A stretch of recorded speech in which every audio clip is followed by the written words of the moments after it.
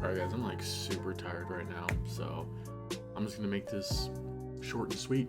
Welcome everybody to the channel. I'm Captain Zeus, and I'm gonna be doing a movie review for the new Spider-Man movie that came out, No Way Home.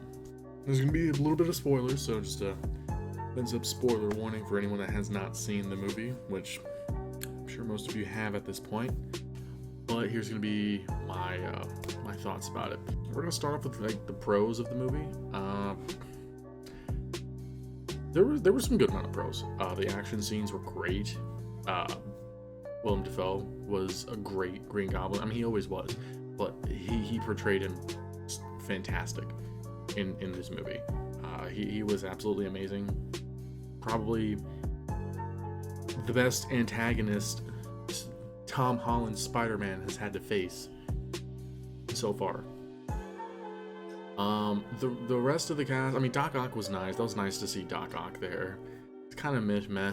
Sandman, honestly, you can take him out. Movie would have been fine. He was kind of just pointless being there. Electro, I did like how they tried to fix what they had with him in Amazing Spider-Man 2, because that was just disgusting. Like, he made me hate that movie in general. I mean, I'm still not a fan of Jamie Foxx's Electro in the first place, but he did do a lot better and somewhat redeemed himself. But piggybacking off of that, the nostalgia was great for the movie. It's kind of what they crutched on, but I'll bring into that later. But the nostalgia was awesome. Seeing all the Spider-Man there was great. Aunt May finally saying, "With great power comes great responsibility," that we probably should have heard that already. Like, it's from Uncle Ben, you know, but whatever. Visually, it was great. No cheap CGI, no lazy CGI, like in, you know, Black Widow or something. It was really well done. They did a great job with the CG there. Visuals was amazing, yeah. Let's see. Action scene was good. I did like how it was a tragic story. This was brought upon me later, and it kind of like opened my eyes, but you know, I like the tragic story that they did with Tom Holland's Spider-Man. It was good. And I like the redemption of Andrew Garfield's Spider-Man with saving Michelle. Not calling her MJ, because she's not MJ. She's not. Anyways, but yeah, that was pretty good. Now, the main part, the main cons.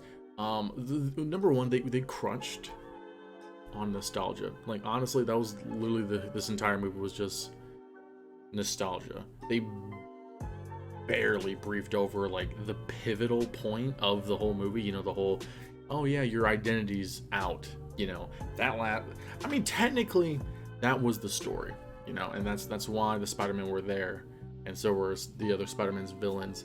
But in the terms of like Peter Parker having to deal with it, lasted maybe 30 minutes, if at best, in a movie that's almost 3 hours long. You know what I mean? Oh, speaking of, great to see Matt Murdock back as Charlie Cox as Matt Murdock. That was great. Love to see it. Can't wait to see more of them.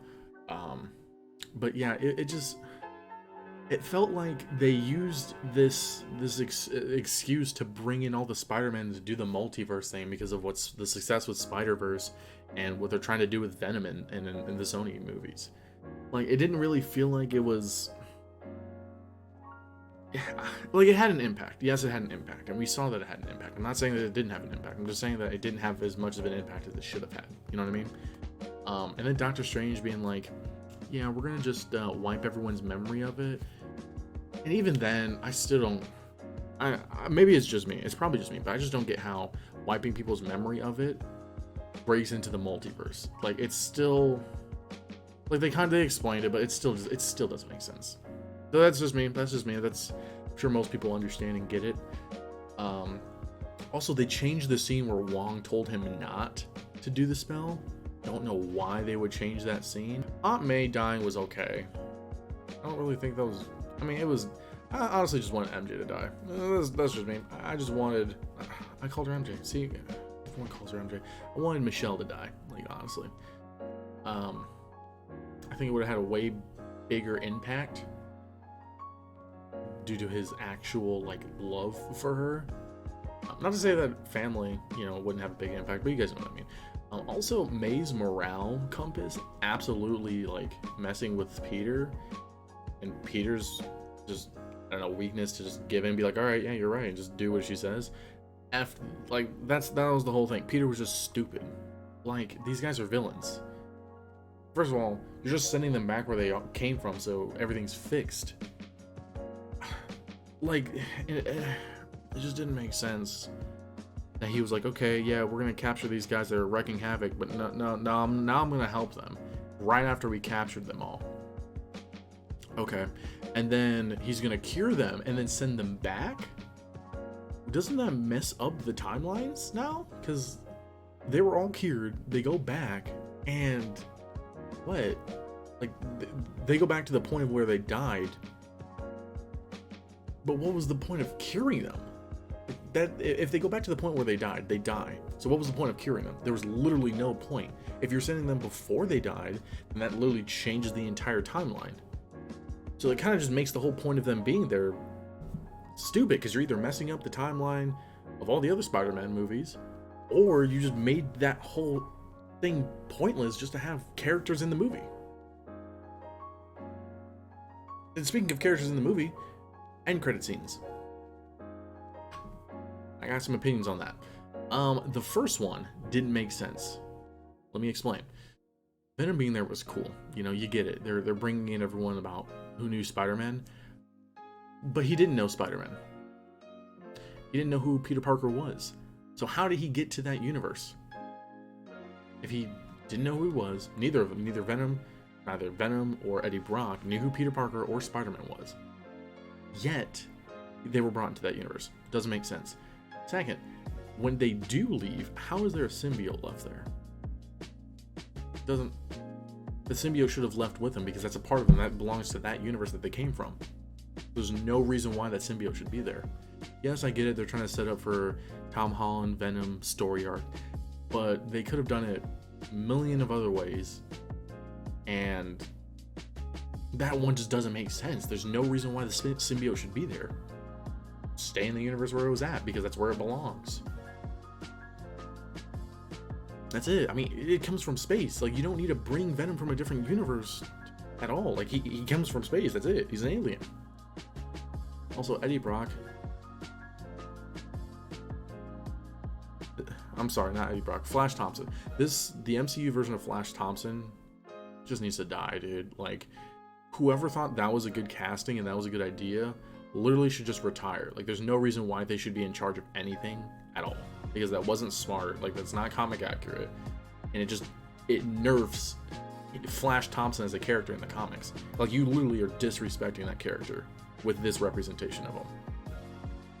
I'm gonna say, I know I'm not the only one that feels that way. The second end credit scene, by the way, was legitly awesome. It wasn't even an end credit scene, it was a freaking full-on trailer for Doctor Strange 2, which looks good. We get American Chavez, we get Scarlet Witch, we get Mordo, I believe his name is. We get him back. And, you know, Doctor Strange, Sammy Raimi directing, it just looks great. Visually, it looks great. I hear it's going to be probably the most horror thing that Marvel or MCU Disney is going to get, and that's great. I'm ready for this movie. I'm ready for the repercussions of this movie and everything that's been happening this phase to lead up to it. I'm ready. I'm excited. That looks great. But yeah, guys, that's gonna be it. There's more I could say. There's more I could delve into. I might do a podcast episode on it, to be honest.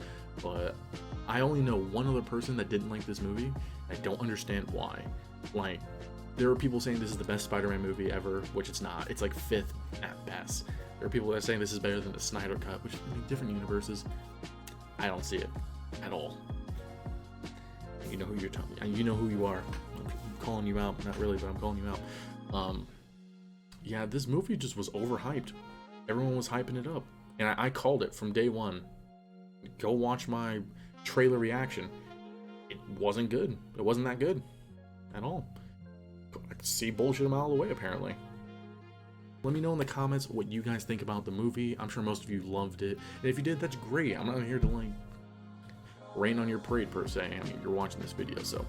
But if you didn't like it, let me know. Like, what was the pros and cons that you guys found? Let me know in the comments below. You guys want me to review a certain movie? Let me know in the comments below. Don't forget to like, subscribe, the whole shebang.